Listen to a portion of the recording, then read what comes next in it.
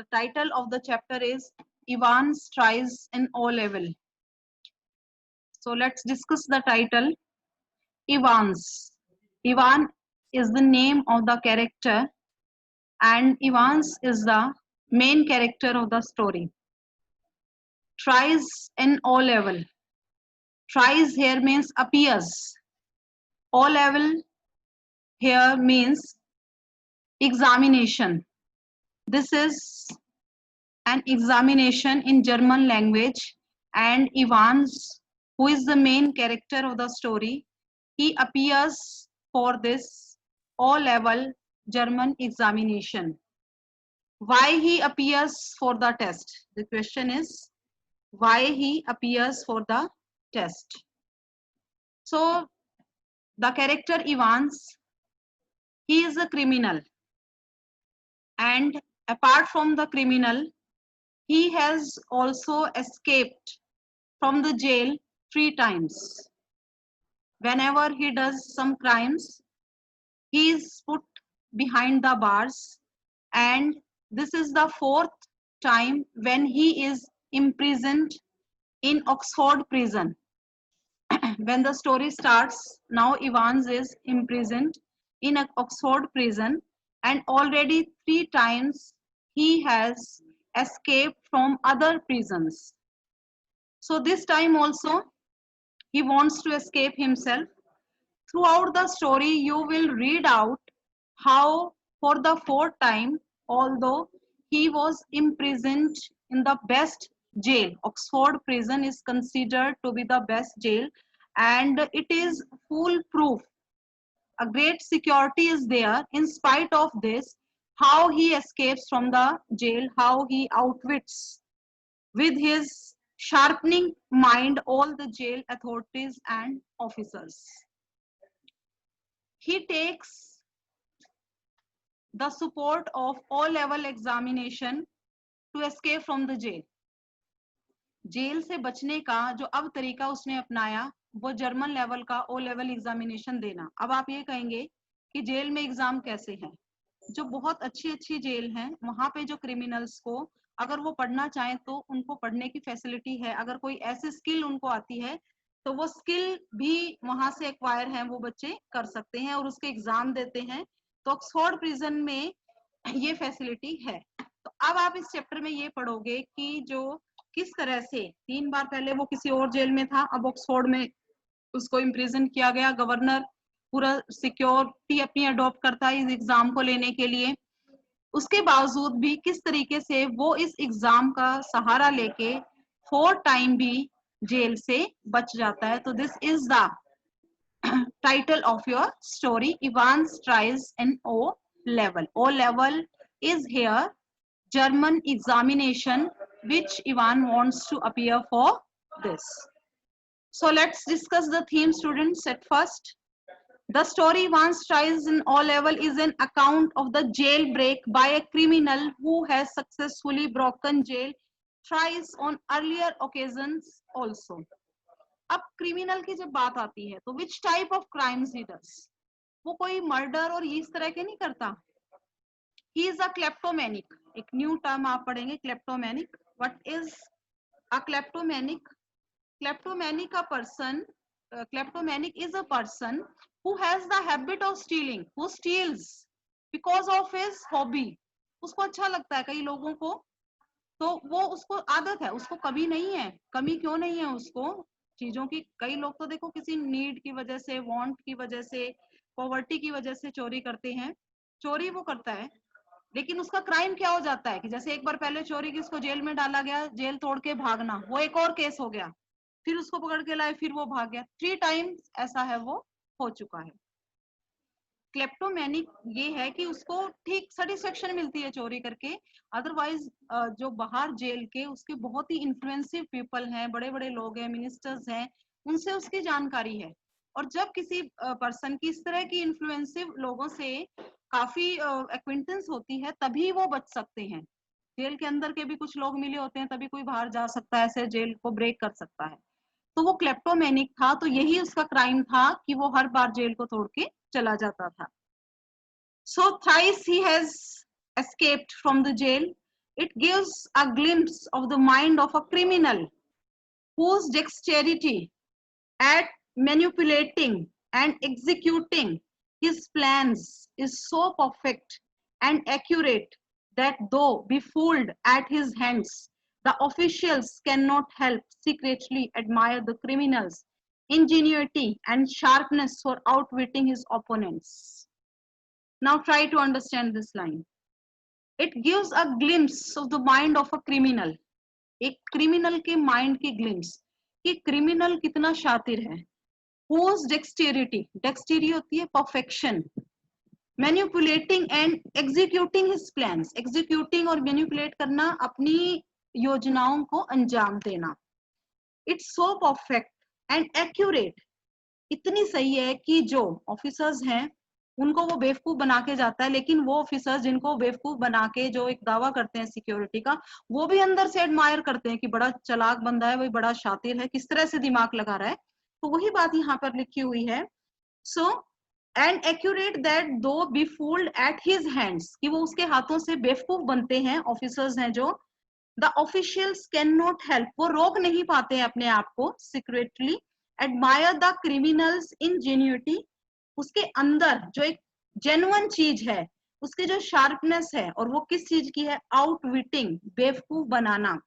विट का मतलब wisdom, outwit किसी दूसरे की विजडम से भी बढ़ के काम करना, that is outwitting his opponents का मतलब जो उसके दुश्मन है, उसके विद्रोही कह सकते हो, या जो ऑफिसर्स हैं जो उसको रोक के रखना चाहते हैं. So this is the theme of the story. Now here is the message. The story once tries in all level conveys the message that presence of mind, a cool head, well planned and well turned moves can give one an edge over others. So what are the things required to be successful, you can say? Presence of mind is necessity in these cases. A cool head, confusion और अफरा तफरी में अच्छा भला काम आता है वो भी भूल जाते हैं. Well planning is must in every field. Well planning is must. बिना प्लानिंग के यूं ही मुंह उठा के कुछ भी काम करना शुरू करो, कभी भी पूरा हो ही नहीं सकता. Well turned moves, कहाँ पे क्या स्टेप लेना है, कहाँ पे क्या एक्शन लेना है. Moves here means actions. Can give one an edge over others, एक बढ़त हासिल हो सकती है उसको. One should never take one's rivals for granted and should never jump to hasty conclusions as they prevent one from seeing the obvious. बहुत ही important बात है ये. One should never take one's rival, अपने राइवल को, competitor को, प्रतिद्वंद्वी को, rival. For granted मतलब ऐसे ही नहीं लेना चाहिए, ऐसे ही नहीं कि इसका तो कुछ हो नहीं होगा. And should never jump to hasty conclusions, एकदम से hasty conclusion पे नहीं आते. जनरली आपकी स्टडीज में भी देखो बेटे ये बात कई बार एप्लीकेबल हो जाती है कि you reach on hasty conclusions, आप फटाफट उसको करने की कोशिश करते हो कि फटाफट मेरा आंसर निकल आए, लेकिन वो गलत होता है. तो hasty conclusions as they prevent का मतलब होता है stop one from seeing the obvious, obvious मतलब clear thing. If we take hasty conclusion, then it can prevent our seeing the obvious. We are not able to look the clear things. Things clear हमें नहीं होती हैं. The story also conveys the message that a multi-dimensional approach is very important. Multi-dimensional approach is very important while tackling tricky problems, and a ready wit adds spice to the entire scenario. बहुत ही एक value से related बात है जो कि एक day to day life में हमें इन चीजों को यूज करना चाहिए. So a multi dimensional approach, multi dimensional हर तरफ ध्यान होना चाहिए, is very important specially while we are tackling tricky problems of the life. And are ready wit, wit मतलब अगर अकल भी है इंसान में, बुद्धिमानी भी है, इट ऑल्सो एड स्पाइस, एक और फ्लेवर डाल देती है उस काम को करने में. To the entire scenario, पूरा scene here, scenario means circumstances. Without these, all our energy and endeavor prove to be nothing but a waste of time. If we are not doing all these things, So are all energy and endeavors का मतलब efforts prove to be nothing, they will go waste. No matter you how capable you are, but if you have no planning, if you are not tackling, you are not able to tackle tricky problems with a cool headedness, then all your efforts, energy, or you can say your endeavors, they will go waste, and it will be also waste of time. So first of all, introduction of the story, and then we will read detailed summary of this story. This is the introduction. Ivan's Rise and O-Level is an engrossing story where the writer Colin Dexter arouses the reader's curiosity and sustains this throughout the narration. जो भी detective serials आप देखते हो, movies जो बनी होती हैं, उसका मकसद क्या होता है कि ऑडियंस का लास्ट मोमेंट तक सस्पेंस बना रहे कि who is the criminal, how it happens, right. एक क्यूरियोसिटी अराउज करना रीडर्स की, that is the main point throughout the narration. At the end of the story, nobody is able to, so many events are there, so many places are described here, so many characters are there, they are mingle with each other. तो we have to read it with a clean mind, ध्यान से पढ़ना है, क्योंकि जो इस तरह की डिटेक्टिव स्टोरीज होती हैं उसमें भी अगर हम समझते नहीं है तो हमें पता ही नहीं चलेगा कि क्रिमिनल कैसे पकड़ा गया, कैसे वो बच के चला गया. हर चीज को हमें एक लॉजिकल पॉइंट ऑफ व्यू से समझना है. Or the writer Colin Dexter is able to arouse the reader curiosities like this. The entire story is a battle of wits. अकल की लड़ाई, वो उससे ज्यादा समझदार, वो उससे ज्यादा, between the criminal and the jail authorities. कम दोनों में से कोई भी नहीं है. क्रिमिनल तो है ही शातिर, जेल अथॉरिटीज तो एक लीगली सारा काम करते हैं, उनके पास तो सब कुछ है, और ऑक्सफोर्ड प्रिजन की जो सिक्योरिटी है वो बहुत ही फुल प्रूफ है, कोई उसको नहीं तोड़ सकता.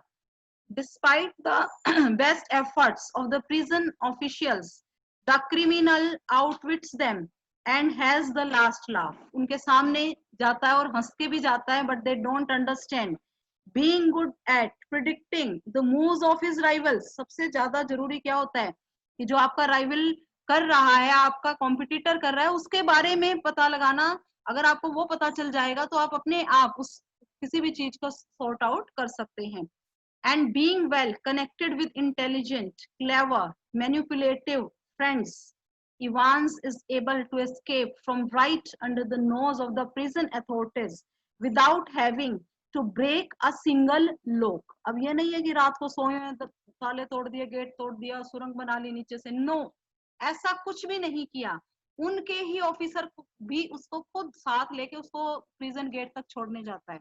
He creates such type of circumstances that the officer of prison authority, he himself goes to drop Evans to the main gate.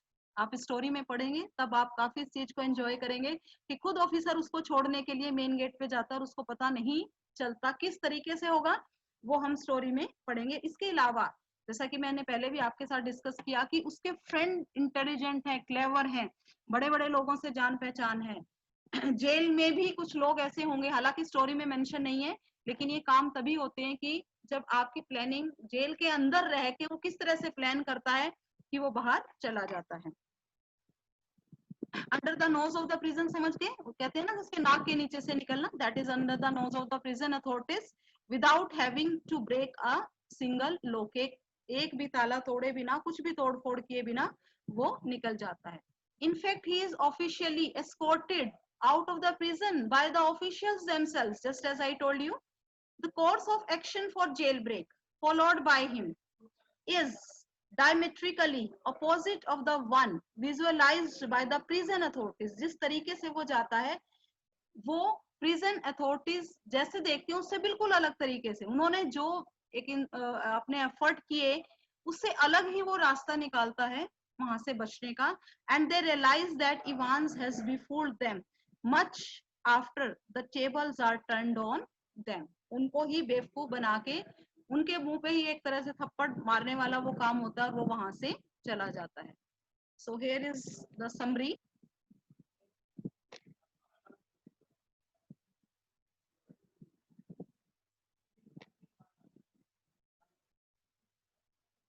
So the governor of Oxford prison, first character who is introduced here is governor of Oxford prison. Name of the prison is Oxford. Contacts the secretary of examination board on telephone in early March. Second character is introduced. He is the secretary of the examination board. और इन ये जो दो character है इसमें secretary of examination अभी starting में introduce हुआ है. Why governor makes a phone call to secretary of examination because he has taken a permission for the exam that is going to be conducted in the cell. वो पूछना चाह रहा है कि एक ऐसे ऐसे हमारा क्रिमिनल है, वो पिछले 7 और 8 मंथ से जर्मन की क्लासेस लगा रहा है. इवांस के बारे में बात हो रही है और बात ये क्या है कि पिछले साल जब इवांस यहाँ पे आया तो उसने अपनी एक विलिंगनेस यहाँ पे दिखाई कि वो जर्मन लैंग्वेज का जो ये एग्जाम है ओ लेवल ये देना चाहता है. इसके लिए उसको एक जो ट्यूटर है, एक टीचर है वो चाहिए. तो उसकी उस रिक्वेस्ट पे वो जो टीचर है वो अरेंज हो जाता है. अब क्योंकि उसने अपना सिलेबस कर लिया है तो वो एग्जाम है वो देना चाहता है. अब जो एग्जामिनेशन का पूरा वो है वो एग्जामिनेशन बोर्ड कंडक्ट करता है कि वो एग्जामिनेशन बोर्ड में उसको बुला के टेस्ट लें या यहीं पे जेल जो सेल है वहां पे इवांस की सेल है वहां पे उसको कंडक्ट करा जाए. तो जब आपका चैप्टर स्टार्ट होगा तो उसमें यही पहले बात है कि जो गवर्नर है ऑक्सफोर्ड प्रिजन का वो एग्जामिनेशन बोर्ड के सेक्रेटरी से बात करता है और ये मार्च की बात है. और किस बारे में बात करता है? In connection with one of his prisoners who wants to appear an all-level German examination to be held on June 8. मार्च की बात है और जून 8 में वो होना है. And he governor wants to take permission of secretary of examination board. After getting cursory details, cursory का मतलब फटाफट से, hasty detail about the examinee जो एग्जाम देने वाला है, examiner जो एग्जाम लेता है और examinee जो कैंडिडेट है जो पेपर दे रहा है. तो अब क्या है कि वो एक हेस्टी ज्यादा उससे बात नहीं है, थोड़ी बहुत उसकी वो पूछ लेता है कि किस टाइप का वो है. रिगार्डिंग हिज नेचर इवांस की नेचर के बारे में जो सेक्रेटरी है. The examination room and its safety, the candidates remaining incommunicado क्या होता है कि जहां पे जिस सेल में इवांस का एग्जाम होगा वहां पर कोई भी कुछ नहीं बोलेगा, वहां पे चुपचाप उसको बिठा दिया जाएगा. इन्विजिलेटर है वो बाहर से ही आएगा, वो जो एजुकेशन बोर्ड है वही अरेंज करके देगा. तो वहां पे सेल में होगा क्योंकि अगर उसको प्रिजन से बाहर निकाल के ले जाते एग्जामिनेशन बोर्ड में एग्जाम दिलाने के लिए तो प्रॉब्लम्स थी वो हो सकती थी, कोई भी प्रॉब्लम उसमें हो सकती थी. तो इस वजह से क्या था कि ये उसको वहीं पे कहा गया और इन कम्युनिकेडा की कोई बातचीत नहीं होगी, वहां पे उसको अलाउ किया गया. So the secretary agrees to make arrangement of a person from St. Mary Max to act as an invigilator and promises to send relevant papers through him. उसके अलावा देखो क्या हुआ कि वो जो सेक्रेटरी है वो इस चीज को मान जाते हैं और एक अरेंजमेंट वो कर देते हैं कि एज एन इन्विजिलेटर किसको बनाते हैं कि जिसका उस सब्जेक्ट से कोई लेना देना नहीं है. पार्सन कौन होता है? जो चर्च में फादर होते हैं, जो प्रिस्ट होते हैं, वो पार्सन है. और Saint Mary Max is the name of the church. Saint Mary Max church के जो पार्सन है उनका नेम आगे आएगा, मिक्लेरे उनका नेम है. तो वो इन्विजिलेटर बन जाते हैं. And promises to send relevant paper through him, और उससे रिलेटेड जैसे कि क्वेश्चन पेपर है, आंसर शीट्स हैं और रोल नंबर वगैरह है, जितना भी है वो उसके थ्रू भेजने को रेडी हो जाते हैं. तो अभी देखो जो कैरेक्टर हमारे यहाँ पे इंट्रोड्यूस हुए अभी तक जो हमने पढ़ा है उसमें एक तो ऑक्सफोर्ड प्रिजन का गवर्नर है, उसके बाद आपके ये सेक्रेटरी हैं एजुकेशन बोर्ड के, और जब एक परमिशन जब मिल जाती है तो सेंट मैरी मैक्स एक इन्विजिलेटर है, वो प्रॉमिस उनके हाथ सारा का सारा जो सामान है वो यहाँ पर आने वाला है. James Roderick Evans, a prisoner who is dead keen to improve his academic qualification, is a quiet but very intelligent man and is popularly known as Evans the Brave, for he has escaped from prison 3 times on earlier occasions and has now been lodged in Oxford prison. So this is the description of Evans. His full name is James Roderick Evans and he is dead keen. He is very keen. Dead keen मतलब बहुत ज्यादा curiosity है अपनी academic qualification को improve करना. He is quite, he is calm and quite but he is very intelligent man. and he is popularly known as Evans the Break because for he has escaped from prison 3 times on earlier occasion and has now been lodged. Lodged का मतलब now he is imprisoned in Oxford prison. He had started attending night class in O level German the previous September, और यह भी बात चल रही थी हमारी, मार्च में उन्होंने बात की और जून में एग्जाम होना है. तो he had started attending night class in O level German the previous September में ही परमिशन से इवनिंग में एक टीचर आता था पढ़ाने के लिए. Premises and was the lone candidate. Lone मतलब he was the only candidate from, he was only criminal who was appearing for this test.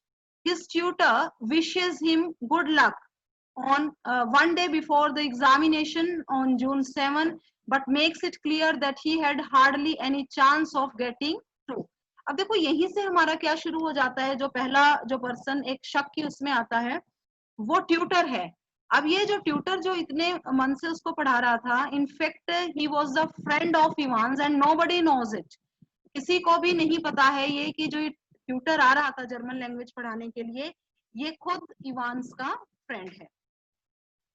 So good luck one day, और वो उसको एक दिन पहले, नेक्स्ट डे एग्जाम है June 7 को, वो उसको गुड लक बोलता है. और एक वो इनडायरेक्टली क्या कहता है कि hardly any chance of getting through, कि बहुत मुश्किल है ये पेपर क्लियर करना. कहने का क्या मतलब है कि यहाँ से बच निकलना, वो ये कहना चाह रहा है.